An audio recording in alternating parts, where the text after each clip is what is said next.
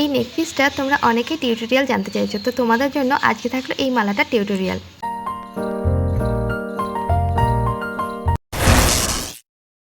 এই মালাটা তৈরি করতে কি কি মেটেরিয়ালস লাগবে সব কিন্তু আমি লিখে দিয়েছি। তোমরা অবশ্যই এটা দেখে নিয়ে খুব সহজেই কিন্তু মালাটা বানিয়ে নিতে পারো বাড়িতেই। তো চলো আজকে আমরা শুরু করে নিই কীভাবে বানালাম মালাটা। প্রথমে এই কম্পাস দিয়ে এরকম একটা রাউন্ড একটা বৃত্ত করে নিলাম, তারপরে কম্পাসটাকে আরেকটু ছোট করে আর একটা ছোট্ট বৃত্ত করে নিলাম, তারপর তার থেকে আবার আরেকটু ছোট করে নিয়ে আবার দুটো কিন্তু একই শেপের রাউন্ড করতে হবে, কারণ এই দুটো হচ্ছে ইয়াররিংসের আর নিচের দুটো, আর যেটা ফার্স্টে করলাম সেটা হচ্ছে মালার। এবার তারপরে আরেকটু ছোট করে নিয়ে আর একটা করে নিতে হবে, আর দুটো করে নিতে হবে বৃত্ত। তারপরে এগুলো আমরা কেটে নেব, এই যে ছোট ছোট ছোট করে কেটে নিলাম। তারপর এগুলো এরকমভাবে শেপ করে নিয়ে 1/2 ইঞ্চি জায়গা রেখে এগুলো কেটে নিচ্ছি। তারপর এগুলো এই ফেব্রিক আঠাটা দিয়ে আমরা জোড়া করে নেব। তারপর যে আমরা 1/2 ইঞ্চি এক্সট্রা কেটেছিলাম সেগুলোকে এইভাবে ছোট ছোট পিস পিস করে কেটে নিয়ে সেটাকে আমরা আঠা দিয়ে এগুলোকে জড়িয়ে নেব। দেখো ঠিক আমি যেভাবে জড়াচ্ছি সেইভাবেই করবে, তাহলে কিন্তু কোনো অসুবিধা হবে না। এইভাবে করে নিলে কি হয়, বেঁকে যাওয়ার ভয় থাকে না। দেখো এইভাবে আমরা ছোট ছোট করে সব একসাথে রেডি করে নিয়েছি। তারপর দেখে নাও কীভাবে করবে। বড় গোলটার সঙ্গে ওপরে ছোট্টটা আমি দিচ্ছি, আর এই যে কানের জন্য যে মিডিয়াম করেছিলাম তার ওপরে ছোট রেডটা দিচ্ছি, মেরুনটা দিচ্ছি। আর এখানে আমি একটু কম্পাস দিয়ে ফুটো করে নিলাম, কারণ আঠা দেওয়ার পরে ফুটো করতে কিন্তু খুব অসুবিধা হয়।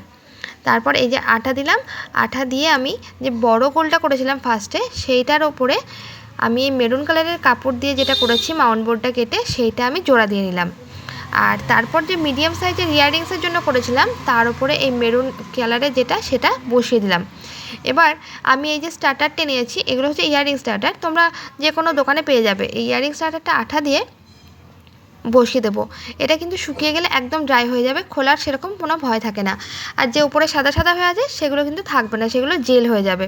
তোমরা কিন্তু এই ফেব্রিক আঠাটাই অবশ্যই ইউজ করবে, অন্য কোনো আঠায় কিন্তু এরকম হয় না। তারপর এটা মাপ করে আমি টার্সেলের জন্য ফুটো করে নেব, কারণ পরে যখন ফেব্রিকের কাজটা হয়ে যাবে তখন ফুটো করতে গেলে সবটাই ওলটপালট হয়ে যাবে। তোমরা করে নেবে এরকমভাবে, আবার সেট করে নেবে, কারণ আঠাটা এখনও ঠিকঠাকই আছে। তারপর আমি নিলাম রিংগুলো নিয়ে সাইডে এইভাবে দিয়ে তার মধ্যে জাম্প রিং দিয়ে এই জায়গাটা আমি ক্লোজ করে দেবো। দেখো জাম্প রিং যেটা নিচের দিকে ঝুলছে সেটা কিন্তু এইভাবে সেট হবে।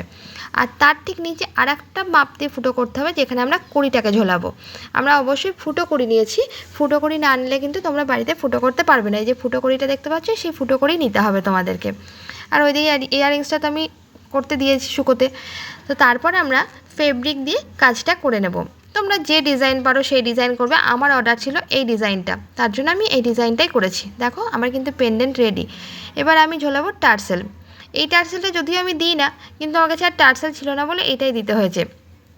তো এই টার্সেলটা দিয়ে নেওয়ার পর আমার কিন্তু মালাটা পুরোপুরিভাবে রেডি। আর কানেরও এইভাবে ঠিক সেমভাবে দেখে নিয়েছি। তো তোমরা এইভাবে করো। Thank you.